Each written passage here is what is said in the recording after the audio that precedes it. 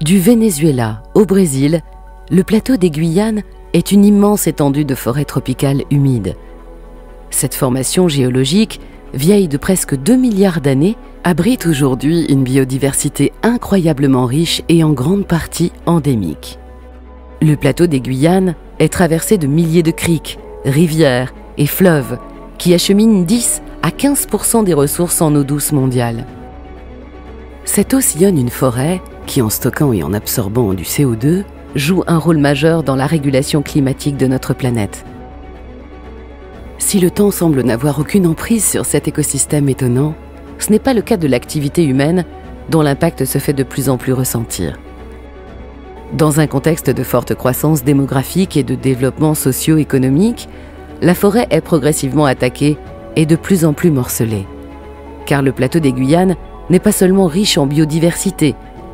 Son sous-sol regorge également d'or et d'autres ressources minières très convoitées, dont l'extraction a un effet désastreux sur le couvert forestier et la qualité des cours d'eau. Looking to the future, it will be very important to think about how to deal with it. So not to really fight it, but really find a balance between using these resources in a good, sustainable way while protecting the forest. Depuis 2013, la Commission européenne, le Fonds français pour l'environnement mondial, la région Guyane et l'ONF soutiennent la coopération entre 4 des territoires qui composent le plateau, afin de les aider à protéger leur écosystème. À travers le projet REDD+, pour le plateau des Guyanes, ils renforcent les capacités locales, développent des outils communs d'évaluation et de suivi de la forêt et encouragent le dialogue et les actions concertées. Le Guyana, le Suriname, la Guyane française et l'État de l'Amapá au Brésil partagent le même écosystème.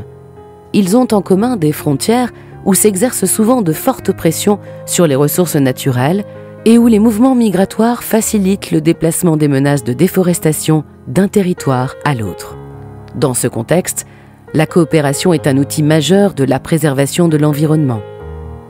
Mais du fait de la grande diversité administrative et culturelle, dans une région où aucun pays ne parle la même langue, elle relève du défi. Afin de lever ces barrières, le projet REDD+, pour le plateau des Guyanes, a commencé par initier, entre les services forestiers et les services d'environnement de ces pays, une culture du travailler ensemble. Grâce au projet et aux outils développés, les pays partagent désormais une vision commune de leur écosystème et des enjeux pour sa préservation. As ferramentas técnicas desenvolvidas nesse trabalho, ela vai nos permitir construir diálogos entre esses territórios. Então a gente só pode dialogar sobre mineração quando a gente entender a dinâmica da mineração. A gente pode entender como é a nossa biomassa quando a gente conhecer essa biomassa dentro da mesma perspectiva, da mesma linguagem, da mesma metodologia.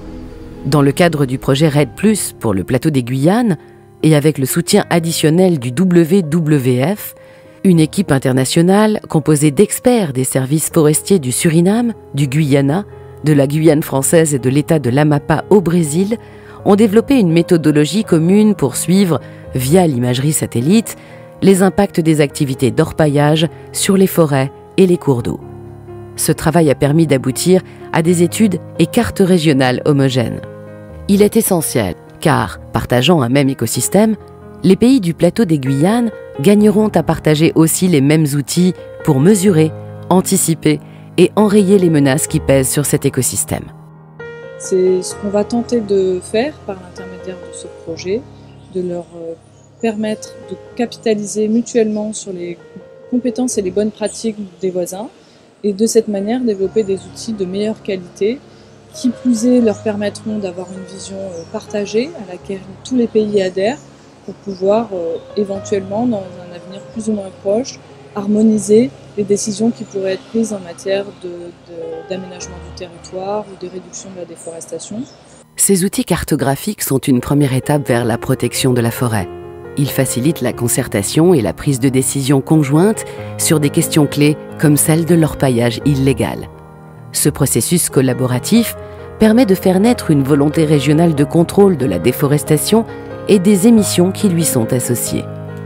Les dispositifs et stratégies REDD+, développés par les pays, sont ainsi consolidés et sécurisés. Les pays sont mieux préparés au mécanisme REDD+, et ils peuvent améliorer leur politique d'aménagement du territoire en vue notamment d'un développement à faible émission de carbone. Continuer à faire vivre et à encourager cette collaboration régionale est fondamental. C'est un gage d'efficacité pour le mécanisme REDD+, dans la région du plateau des Guyanes. Car face à des facteurs de la déforestation aussi rentables et destructeurs, les pays doivent unir leurs forces et conjuguer leurs efforts pour préserver la plus grande forêt tropicale intacte du monde.